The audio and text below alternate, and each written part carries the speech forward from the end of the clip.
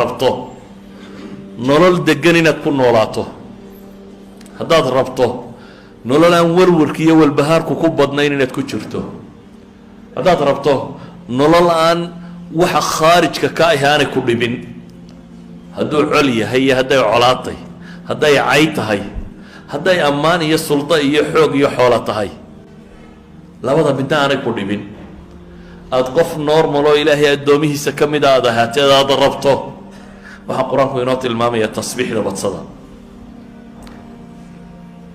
dunidaynu ku noollay kaa'inaadka joogo oo dhami ilaahay wuxuu inoo sheegay inay wada tasbiixsanayaan. waa taqaleynka un ciddan loo taaglaayay ee kolba meeluba cararaysa. saa daraaddeed baa ilaahay kitaabkiisa wuxuu ku tilmaamayaa 13 aayadood oo qur-aanka ka mid ah oo 11 suuradood ku soo arooray ayaa tasbiixda waxaa loo tiirinaya